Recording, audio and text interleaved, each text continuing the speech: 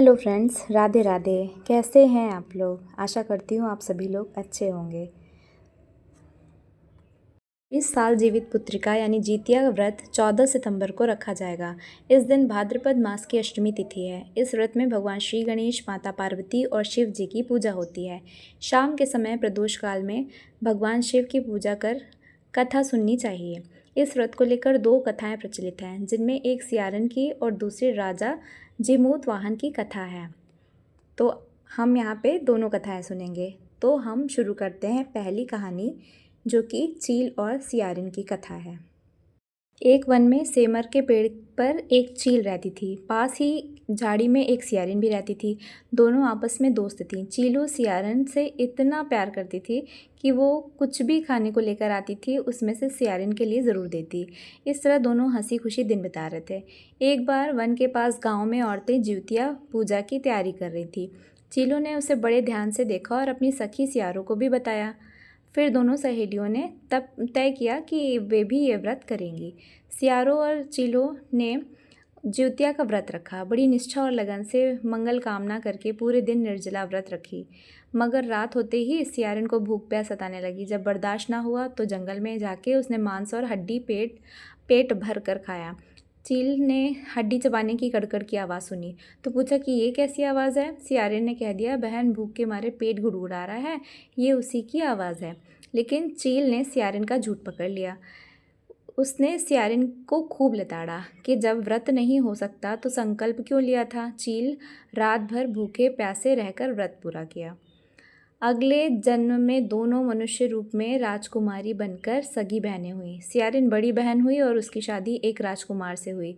चील छोटी बहन हुई, उसकी शादी उसी राज्य के मंत्री पुत्र से हुई। बाद में दोनों राजा और मंत्री बने। सियारिन के जो भी बच्चे होते वे मर जाते, जबकि चील के बच्चे स्वस्थ और हट्टे कट्टे रहते। इससे उसे जलन होने लग गई। उसने उन्हें मारने की सोची, उनका सर कटवाकर डब्बे में बंद करा दिया और वह शीश मिठाई बन जाती और बच्चों का बाल तक बांका ना होता। इस तरह सियारिन की बहन के बच्चों और उनके पति को मारने की कोशिश विफल हो गई। आखिरकार दैव योग से उसे भूल का आभास हुआ। उसने क्षमा मांगी और बहन के बताने पर जीवित पुत्री का व्रत विधि विधान से किया तो उसके पुत्र भी जीवित हो गए। ये थी चील और सियारिन की कथा। अब हम दूसरी कहानी पे आते हैं, जो कि राजकुमार जीमूत वाहन, जो कि भगवान रूप माने जाते हैं। हम अब उनकी कथा सुनने वाले हैं। गंधर्वों के राजकुमार का नाम जीमूत वाहन था। वे सभी के लिए परोपकार करते थे। जीमूत वाहन के पिता ने जब उनको राजपाट सौंपा, लेकिन उनका मन राजपाट में नहीं लगता था। यही वजह थी कि वह राज्य का भार अपने भाइयों को देकर वन में पिता की सेवा करने चले गए। वन में ही जीमूत वाहन को मलयवती राजकन्या मिली।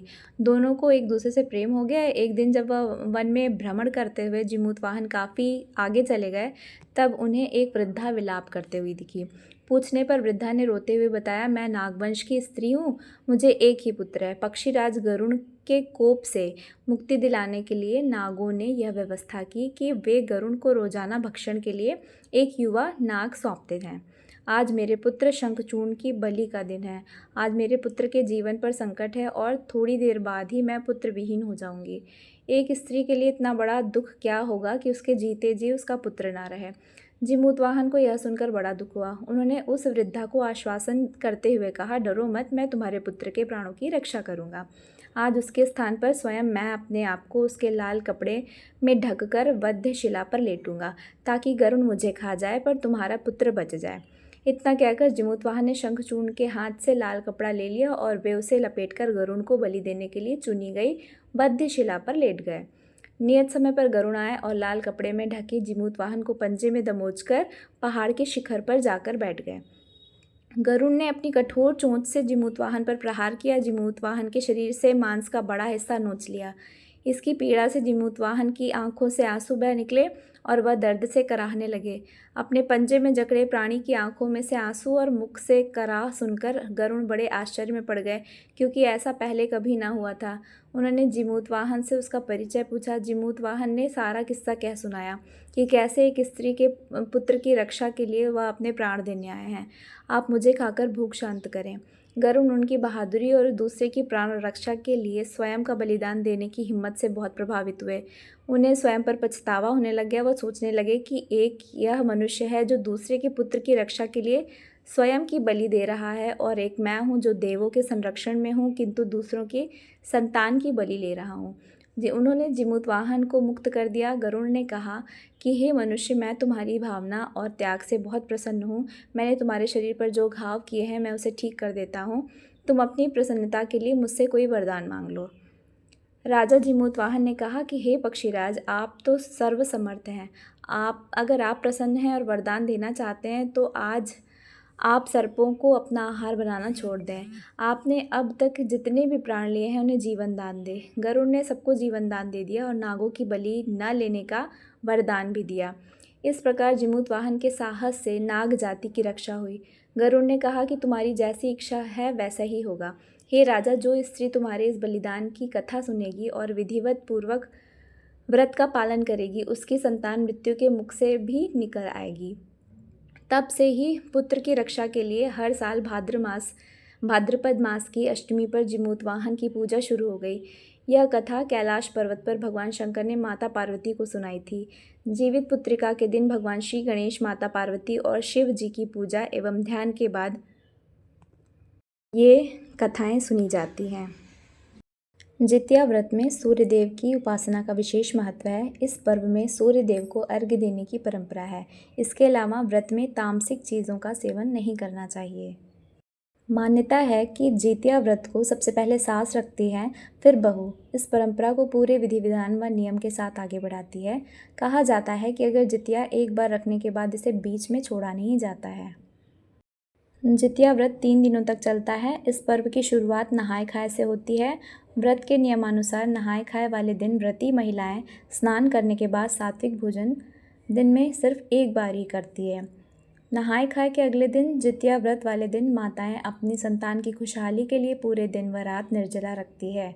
इस व्रत में व्रती महिलाएं 36 घंटे बिना अन्न जल ग्रहण किए रहती है, इसीलिए इसे कठिन व्रतों में से एक माना जाता है।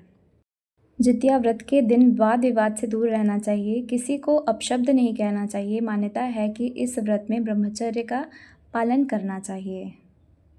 जितिया व्रत का पारण शुभ मुहूर्त में तीसरे दिन किया जाता है। सूर्यदेव को अर्घ्य देने के बाद चावल, मरुआ की रोटी, तोरई, रागी और नोनी का साग ग्रहण करके व्रत पारण की परंपरा है। जितिया व्रत में साफ सफाई का विशेष ध्यान रखना चाहिए। इस साल जितिया व्रत 14 सितंबर 2025 दिन रविवार को पड़ रहा है। पहले दिन 13 सितंबर को नहाय खाए, 14 सितंबर को निर्जला उपवास यानी मेन व्रत और 15 तारीख को पारण। पारण का शुभ समय है 6:10 से 8:32 तक। पूजा पूरी होने पर लाल, पीले और हरे रंग के धागे भगवान को अर्पित किए जाते हैं। बाद में माताएं यही धागे अपने बच्चे को पहनाती है ताकि उन्हें सुरक्षा मिले और उनकी उम्र लंबी हो जाए। जितिया व्रत में लाल धागा संतान की दीर्घायु, सुख और समृद्धि की कामना के लिए बांधा जाता है, जो शक्ति, भक्ति और पवित्रता का प्रतीक है। यह धागा माँ और बच्चे के बीच में भावनात्मक बंधन को दर्शाता है और बुरी शक्तियों व संकटों से संतान की रक्षा के लिए एक सुरक्षा कवच का काम करता है। तो फ्रेंड्स, ये थी जितिया व्रत की कथा और उनसे जुड़े कुछ ज़रूरी बातें और नियम। आशा करती हूँ आपको आज का वीडियो और आज की कथा आप सभी को पसंद आई होगी। अगर पसंद आई हो तो प्लीज़ मेरे चैनल को जिसने सब्सक्राइब नहीं किया है प्लीज़ सब्सक्राइब करिए और लाइक और शेयर करिए। So please friends, subscribe my channel.